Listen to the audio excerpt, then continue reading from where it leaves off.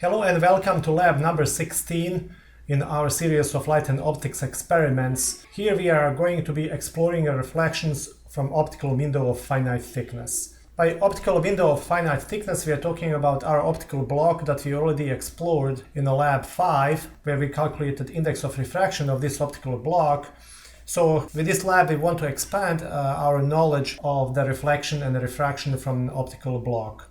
Through this lab, we are going to learn that when a light hits this type of optical block, there's going to be multiple reflections produced both from the front surface and the back surface. So if you're calculating the reflectance of the light off of this optical block, you would have to take into account not only the primary reflection off of the front surface, but also the reflections that are taking place at the back surface, as well as the light that's bouncing back and forth through the optical block and then getting out of the optical block, either to the front or to the back. So if you're looking at the back, we're measuring the transmitted light beam, and if you're looking at what's happening in front of the block, we are talking about reflections. There's going to be a formula that can be used to calculate the reflectance off of the optical block of finite thickness, and it's also important to know that the reflectance is going to be different for the optical block of a finite thickness compared to the reflectance off of the optical block of an infinite thickness, because the optical block of an infinite thickness practically has no back surface, so there is no any kind of secondary reflections that are going to be created from the back surface.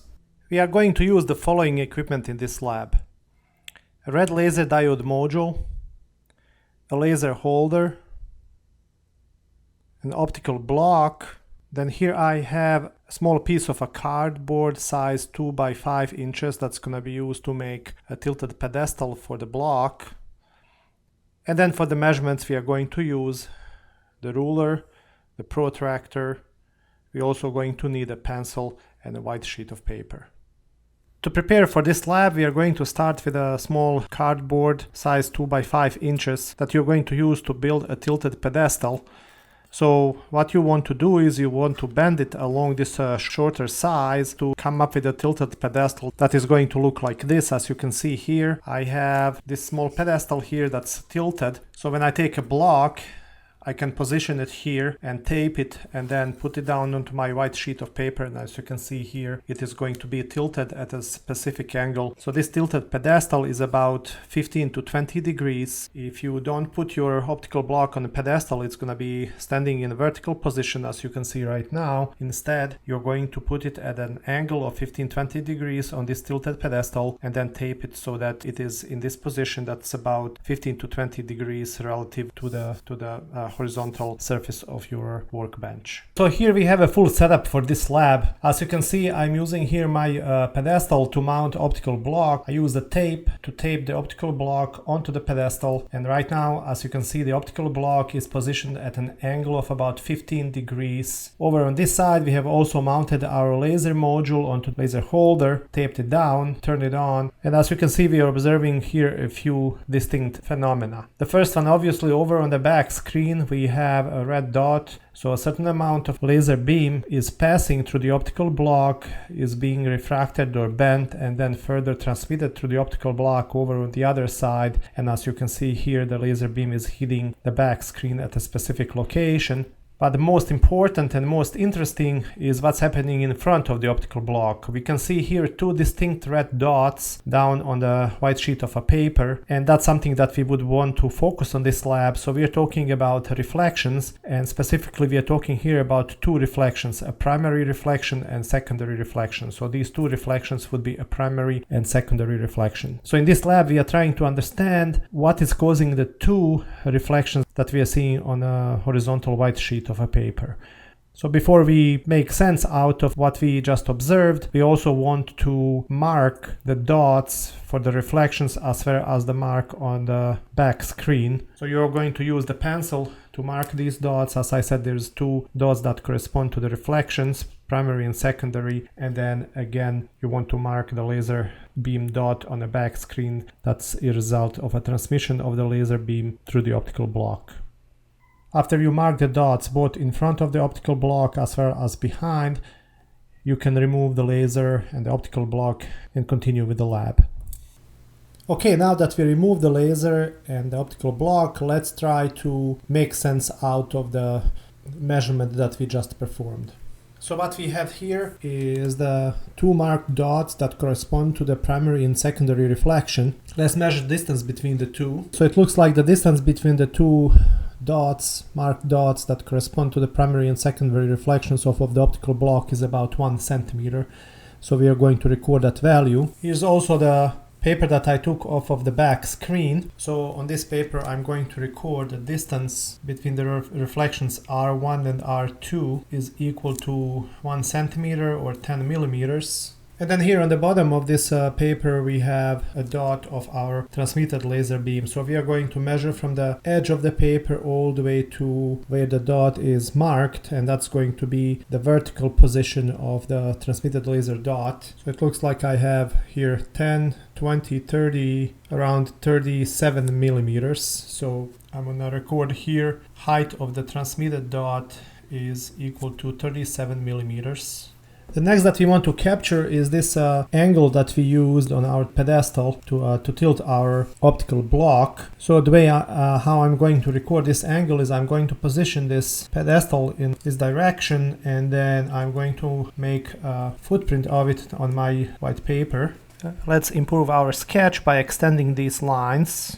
So what this line here represents is the level of my workbench. So we're gonna call this H equal to 0 line. Let's establish the footprint of the optical block by positioning it exactly at the pedestal as it used to be positioned. We are going to improve this sketch. Now here in the back we are going to position the vertical line that's going to correspond to our back screen. It really doesn't matter how far this back screen is away from the optical block, because the assumption is that our laser beam was going in a horizontal direction, and since it was going in a horizontal direction it's not going to change its vertical position, so we can put the screen at any distance away. So the way how we are going to establish this vertical line, we are going to use our protractor to construct a degree that's equal to 90 degrees relative to the horizontal H equal to 0 line. So this here is going to be my back screen. And as we already measured here, the height of the transmitted beam was at 37 millimeters. Let's mark the dot on the back screen here. That's 37 millimeters from the H equal to 0 line. So right there is our mark that corresponds to the transmitted laser beam.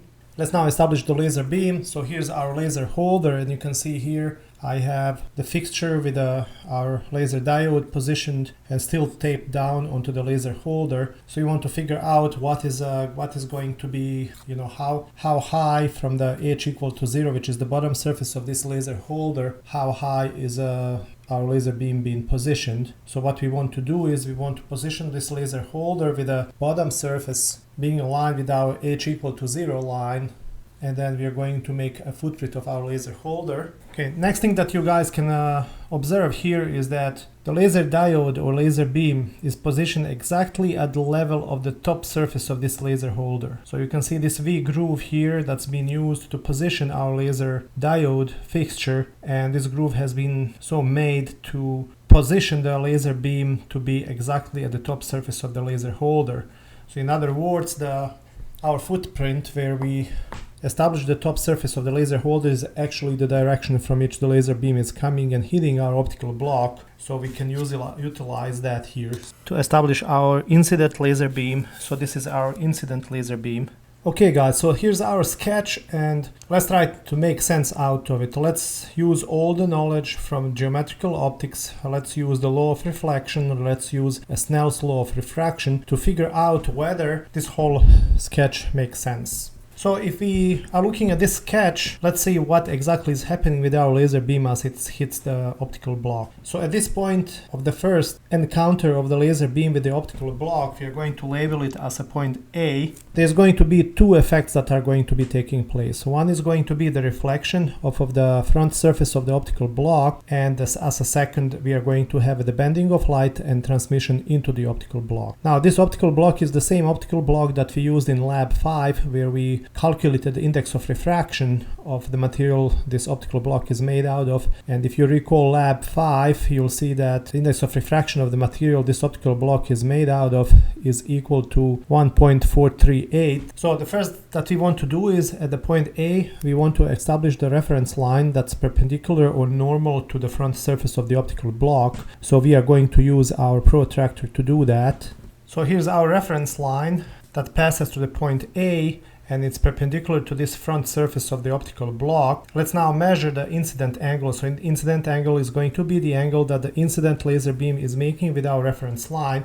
So again, we are going to use the protractor to do that. So we have positioned the protractor along the reference line and measuring angle here 10 to 21, 22 degrees. So our incident angle is equal to 22 degrees. So this angle here that we are gonna call theta 1 is equal to 22 degrees. Now the next thing is at the point A, we are going to have a reflection, right? So there's going to be a reflected beam, and that's going to be our primary reflection. So that reflected beam is gonna abide to the law of the reflection that states that the reflected angle is equal to the incident angle, so we can construct that angle as well. So over on the other side, you're going to construct the angle that's going to be equal to 22 degrees. So here's the reference line on the protractor position or aligned with the reference line on our sketch.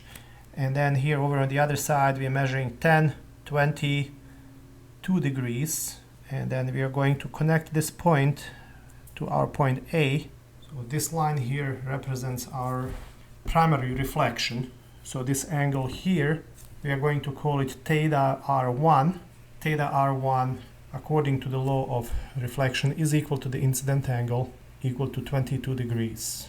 Now this point where the reflected beam hits our workbench, which is on our sketch line h equal to 0, where we observed one of those two reflected dots that corresponded to the primary reflection. Let's look what's happening inside the optical block. So again, at the point A, we had a reflection off of the front surface of the optical block, and then we also have a transmission of the light into the optical block. That transmission follows the law of refraction, meaning the light is going to bend since it's moving from the air into the optical block to different media. So we want to calculate that angle at which we observed refraction or bending of the light. In order to calculate that angle, we have to apply the Snell's law of refraction. So the Snell's law of refraction is expressed through the following formula, where the subscripts 1 correspond to the first medium, in our case the air, and subscript 2 corresponds to the second medium, in our case the optical block. Now for the air, we know that N1 is equal to 1, index of refraction of air is equal to 1, times sine of the incident angle, in our case the incident angle is equal to 22 degrees, is equal to N2, which from the lab 5 is equal to 1.438 times sine of the unknown angle theta 2. So here we can do the math. So let's first find sine of angle 22 degrees. So sine of 22 degrees is equal to 0.375 times 1. It's going to be equal to 0.375 equal to 1.438 times sine of the refracted angle. So from here, the refracted angle sine theta 2 is going to be equal to 0.375 over 1.438, and we can solve this fraction. So over 1.438 gives us 0.26, and then from here we can figure out angle theta 2 as inverse sine of 0.26. So inverse sine gives us the angle of about 15.1 degree. 15.1 degree. So let's construct this refracted angle of 15.1 degree. So that angle is going to be the angle relative to this axis. So this light here, this incident light, is gonna bend towards the axis at the angle of 15 degrees, and then he's gonna hit the back surface of the optical block. So again, we are going to use our protractor, position the protractor at the point A. We have here aligned the 0 line at our protractor to our reference line. And let's now measure 15.1 degree over the other side. So we have 0, 10, 15.1, so about 15 degrees over on the other side is right there. Let's now connect the point A to that line, to that point So what you're seeing here, this short stretch through the optical block along this line corresponds to our refracted angle. So the incident laser beam is going this way at an angle of 22 degrees relative to the reference line, and then slightly bends here so that the angle between the refracted light ray and the reference line is about 15 degrees. So this angle here is about 15.1 degree. That's our angle theta 2. And then it hits this point right there that we are going to label a point B, and at that point B a second refraction and second reflection is going to take place. So at this point here the light is gonna pass over into the air, back into the air, but it's also going to be reflected back through the optical block. What you need to do is at this point B you're gonna have a refraction, and it turns out it can be easily proven that the beam that's getting out of the optical block is gonna continue along the line that's parallel to the incident light ray. So once more, the beam, the transmitted laser beam that's getting out of the optical block is gonna move along the line that is going to be parallel to the incident light beam. So it's not going to be along the same line. Obviously you can see that it's going to be shifted a little bit upwards, but the bottom line that you would want to observe here is that transmitted light ray is going to be parallel to the incident light beam. So we can simply construct the line that's going to be parallel to the h equal to 0 line, because h equal to 0 line and incident light ray and finally transmitted light ray, all three of them are parallel to each other. We would want to use the point B, and then at the point B we want to construct the line that's parallel to the h equal to 0 line. Okay, so here's our transmitted beam, and you can see this transmitted beam here is parallel to the incident beam, and it's also parallel to the h equal to 0 line, and you can also see that it's slightly shifted upwards relative to the position of the incident light beam due to the reflection that's taking place inside of the optical block. So here's our incident beam. It would have continued along this line here. Due to the refraction, this incident light beam has been refracted upwards, and then as it exits the optical block, it's going to continue along the same horizontal line but shifted upwards by a few millimeters. Now we also want to observe what's happening with a reflection, secondary reflection off of the back surface of the optical block. So at this point B we would want to construct another reference line. So here's the reference line 2, and what we would want to observe right now is a reflection at point B. Now what you can observe here is that the incident angle at point B, which is going to be the angle that this refracted light ray here makes with our reference line 2, is going to be equal to 15.1 degrees as well, because this angle, this angle here that used to be our refracted angle at the point A is equal to the angle that the refracted light ray makes with our reference line 2. So our incident angle at the point B is equal to 15.1 degree. So that is going to be the angle that this short stretch of the refracted light ray through the optical block makes with the reference line 2. So according to the law of reflection, the reflected angle is also going to be equal to 15.1 degree, and we're going to construct that angle using the protractor at the point B relative to the reference line 2. So here's our protractor line, 0 line positioned along the reference line. We are measuring 15.1, so here's 10, 15.1, so right here.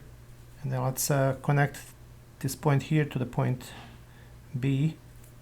So this is the reflection off of the back surface. It's gonna hit now the front surface here at the point C. And at the point C we are going to have a refraction back into the air. So at the point C we can establish the third reference line. So here's the reference line 3.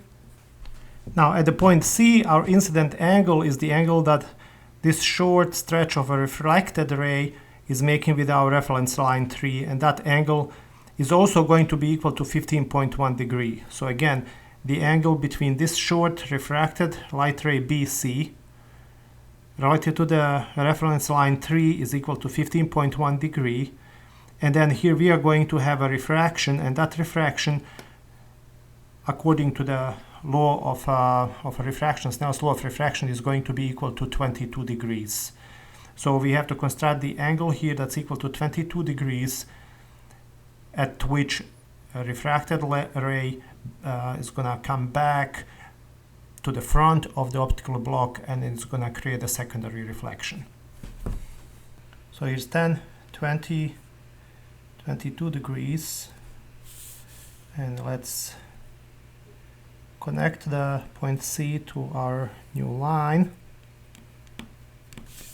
So here is our refracted light ray, and this refracted light ray is hitting the white paper on a workbench at this point here. So we have constructed a secondary reflection. So we had a primary reflection, let's call it R1, and then secondary reflection R2. Let's measure the distance between the two. So the distance between the two is about 11 millimeters. So the distance between R1 and R2, R2 distance is equal to 11 millimeters, which is relatively close to what we observed during the lab. If you remember, the distance between R1 and R2 has been measured to be around 10 millimeters. So here, through our geometrical optics based sketch, we came up with a value of 11 millimeters. So let's wrap up this lab. Let's once more go through the entire sketch. So we established here the level of our workbench, which we are calling a line of h equal to 0. And then here we constructed the angle of our tilted pedestal onto which we positioned our optical block. Here's our incident laser beam that was produced by the laser module positioned on the laser holder that was elevated above the workbench surface for a specific height that's been recorded here. And now let's look at what's happening with this laser beam. So this laser beam is going along this horizontal line, and then it's going to hit the front surface of our tilted block at the point A. At the point A, we are going to have a primary reflection, which is along this line here, that has been constructed using the law of reflection, where we measure the incident angle relative to the reference line that we created, that we constructed. So this, again, the reference line was perpendicular to the front surface of the optical block. So we measure the incident angle, which is the angle that incident light ray is making with our reference line, happened to be 22 degrees. And then we constructed the reflected angle to be also 22 degrees according to the law of reflection. Constructed this line here that corresponds to the primary reflection, and that's how we came up with the point R1. That was the dot that corresponded to the primary reflection.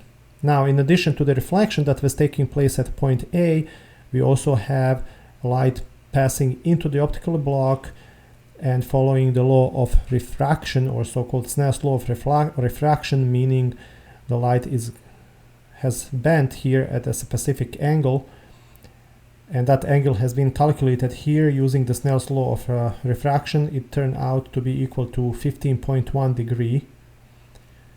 So at point A, we would have measured that angle of 15 degrees relative to the reference line at the point A, and that angle again has been calculated to be 15.1. That's how we constructed this line here that corresponds to this short stretch of the refracted ray through the optical block until it reached the point B. At the point B, this refracted light ray now plays a role of an incident light ray for the point B. So at the point B, we also have two phenomena, one being a reflection back into the optical block, and the other one being the transmission back into the air. And we concluded that at the point B, the refracted light ray is going to continue along the line that's parallel to the incident light ray, and also parallel to the h equal to 0 line. So that's how we constructed this refracted light ray that we're calling transmitted light ray back into the air and that transmitted light ray hit the back screen at this point here that was about 37 millimeters above the surface of our workbench. Now, in addition to that transmitted light ray, we also have this reflection from the point B towards the point C. So at the point B, we also constructed the reference line that's been labeled ref2, and the angle that this short light ray from A to B makes with reference line 2 is also equal to 15.1 degree.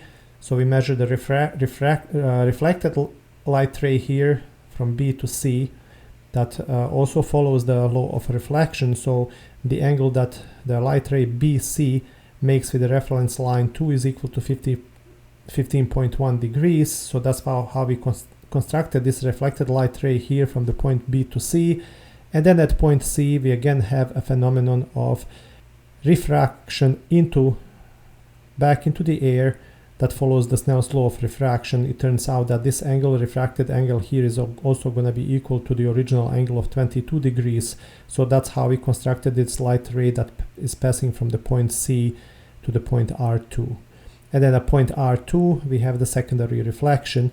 So if you measure the distance between the R1 and R2, it turns out, according to our sketch, to be around 11 millimeters. That's very close to what we measured in the lab of 10 millimeters. Now, what we haven't considered here is the fact that at the point C, not only the light is going to pass back into the air, but also at the point C, you're going to have yet another reflection back into the optical block. So, and that reflection here is going to go back here. It's going to again hit the back surface of the optical block. It's going to be partially refracted into the air and partially reflected back. So you're going to have all this bouncing back and forth of the light ray inside the optical block, and then you're going to be having a whole bunch of secondary reflections here, as well as certain amount of light being transmitted into the air over on the other side. So, however, those reflections and refractions are relatively low in power, so they can be neglected compared to these primary two, the primary reflection and the secondary reflection that we analyzed in this lab.